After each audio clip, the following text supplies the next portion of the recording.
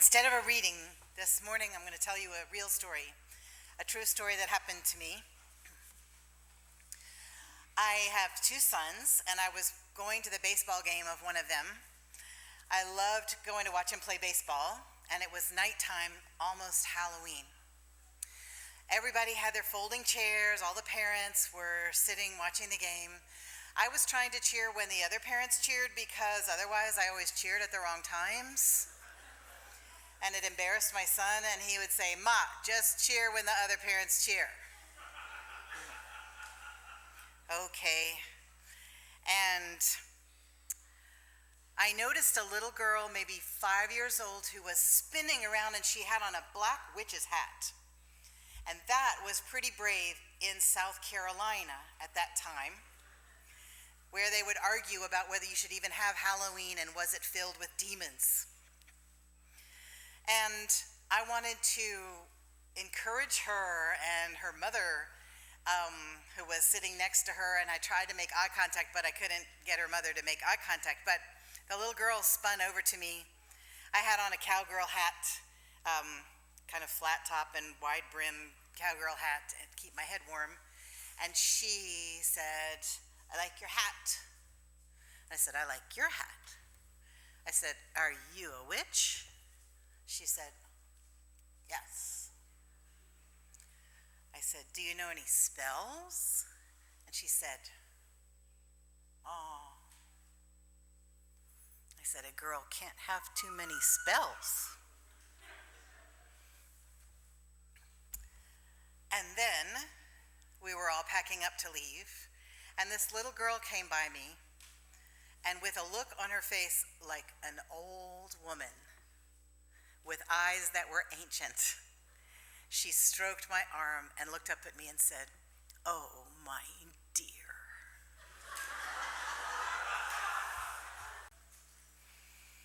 Today I'm going to talk about our magic.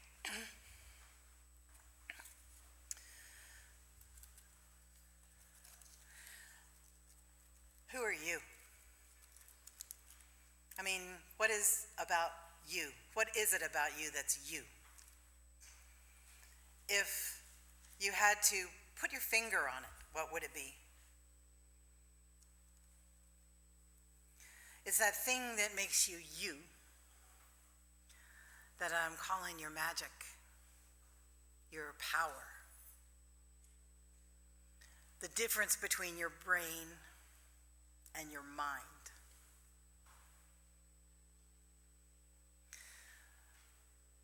Martha Graham was a beautiful dancer. And she was friends with a dancer, choreographer named Agnes de Mille. And Agnes de Mille had just had a great success choreographing a show called Oklahoma. And she was mad about it because she thought it wasn't her best work, and her best work had gotten no recognition at all.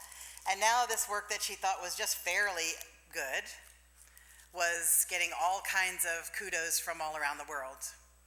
And she said to her friend Martha, "I don't even know if I'm any good. I don't even know." Which is how artists think all the time. Musicians, artists, they just all were always discontent and saying, "Am I good? Am I any good? I don't know." So here's what Martha said to Agnes. "There is a vitality, a life force, an energy, a quickening that is translated through you into action. And because there's only one of you in all of time, this expression is unique. And if you block it, it will never exist through any other medium, and it will be lost. The world will not have it. It is not your business to determine how good it is, nor how valuable, nor how it compares with other expressions. It is your business to keep it yours, clearly and directly, to keep the channel open.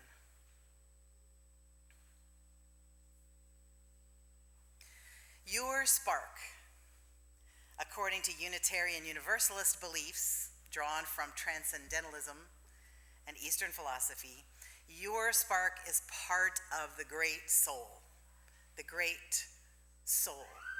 that Emerson called the oversoul. Some people call it God. Other people call it something different. I did a wedding for two fellows who said their best picture of God was from The Sound of Music, Julie Andrews up on the hill, spinning around and singing, "My hills are alive."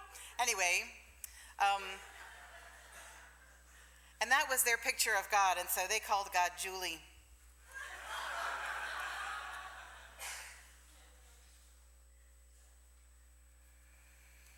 So your spark is yours to take care of, and for you to hold the channel open and to keep your spark fed and bright is your job.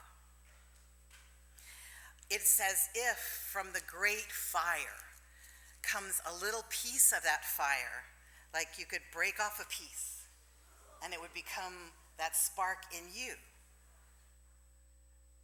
So that is you. It means your individuality, and it means also the way you are part of everything at the same time. What keeps the spark bright? We all know. Truth, love, compassion, doing the things that make us feel like we can shine, like we can go shining through the world. What makes our spark dim is lying, cheating, destroying. The religions of the world are pretty much in agreement on the things that make your spark shine and the things that make your spark struggle for breath. It is our job to keep our spark shining and to honor it, to honor our power. So you have this power in you. What do you do with it? I want to talk to you about 3 different kinds of power. And this is from a book by a woman named Starhawk. She's the one I got this idea from. Power over is my ability to make you do things. Power over is the power that our whole culture is based on. You don't often see this if you're a middle-class white person. But sometimes the veil lifts and you can see it and stay awake to it if you can. I remember when I got my 2nd degree black belt in karate, my then husband was telling some friends about it. He said, "Yeah, Meg got her 2nd degree black belt," and the first thing instantly out of the friend's mouth was, "Well, you won't be able to boss her around anymore." I didn't even know where to start with that. We're not allowed to use karate on people just for saying stuff like that.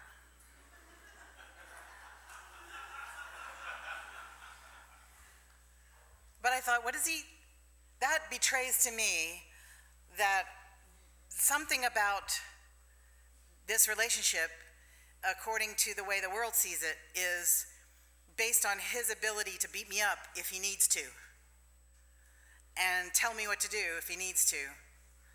And that was disturbing. And I know that there are lots of people who exercise power over, and it's not always bad. If you're a boss, you exercise power over. You say to one of your employees, "Please do this, make sure this happens," and they do it. They make sure it happens. And that kind of power over can be fair, I believe. But there's a kind of power over that makes people do things they don't want to do, that they really, really don't want to do. At its extreme, power over has to do with violence. I can make you do because I have a gun and you don't. I can make you do because I have a tank and you don't. I can make you do because I can beat you up and you have to just take it. That is power over. And then there's power from within. Power from within is what nourishes our souls, what brings the power of creativity through us, Have you all felt the power of creativity once in a while? You feel like, oh, I have an idea for how I want my living room to look, or I have an idea about a painting I want to do, or something I want to write. I have an idea for a new business. I've got some creativity going here. I've got ideas. Where do ideas come from? You can't just go to the idea store. Ideas come up through you, through your inner wisdom, perhaps through that spark that connects you to the whole, the great soul of everything. Maybe that's where ideas come from. Maybe that's where songs come from. Maybe that's where paintings come from. We've all had the experience of seeing paintings and we thought, Or hearing a song that maybe was written by a computer, or could have been, according to a formula. Computers can write songs now. I don't think they can write good songs.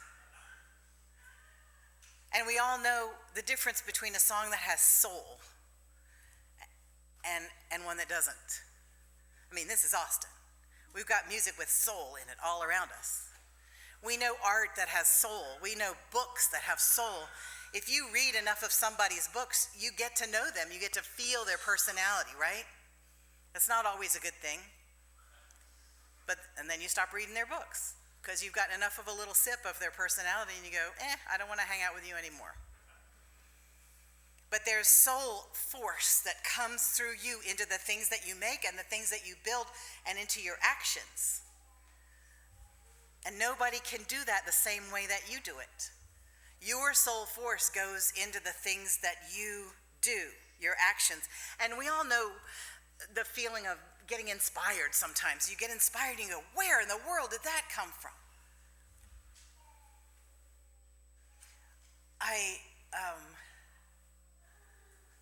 I've had experiences of talking to people, and sometimes I'll find myself saying something that I didn't even know I knew.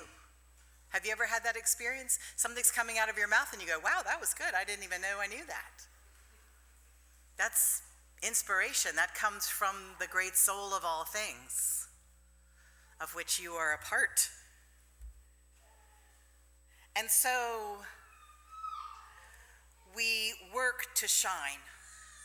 We work to allow our spark to shine. And we also work to feed the spark of other people. We comfort one another. We compliment one another. We see each other. So many people go through their lives just feeling like nobody sees them. Nobody hears them. If you can really hear another person, that helps feed their spark. If you have an actual conversation, I'm going to teach you something here. If you have an actual, most of you know this, some of you don't. An actual conversation with someone, it feeds their spark. Here's what an actual conversation is. They say something, and you say something that has to do with what they just said. And then they listen to what you said and have something to say that has to do with what you just said. Or they ask you a question about what you just said. So many people, we say something and they go, oh, I know, that happened to me too, and suddenly you're talking about them. If you can ask someone 3 questions in a row, I told my sons, you will be giving them a great gift. When they got to college, they called me and thanked me. Ma, thank you so much for teaching us how to talk to girls. All I have to do is, how was your day? What were you wearing? What did they say? What did you say? What were they wearing? How did it go? And they think I'm amazing.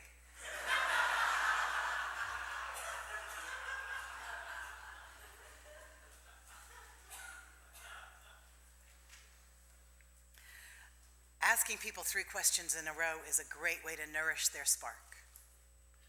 Listening to someone's story or telling your own story is a great way to feed the spark in both of you. Comforting someone, just saying to someone, hi, I see you, you look like an interesting person. My name's Meg, what's your name? Can really either freak somebody out completely if they're an introvert, or make somebody feel welcome. And you have to be willing to make mistakes. If you're willing to make mistakes, you can do a better job of feeding other people's spark and your own.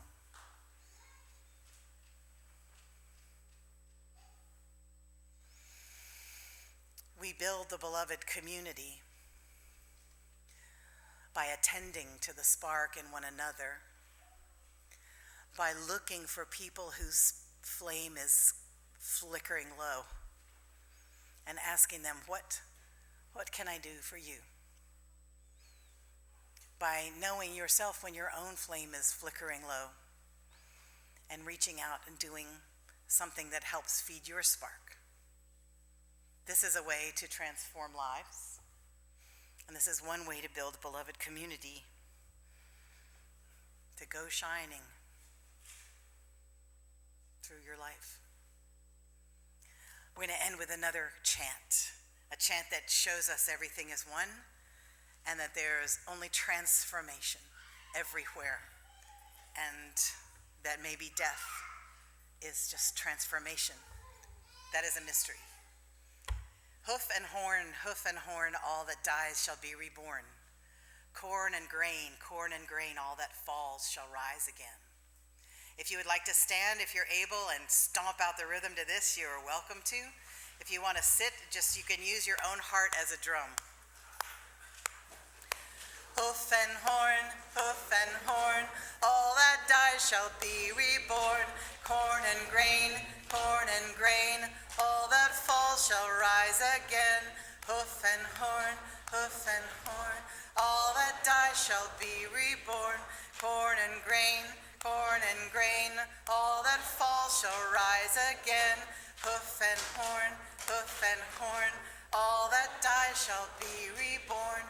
Corn and grain, all that falls shall rise again. Last time. Hoof and horn, all that dies shall be reborn.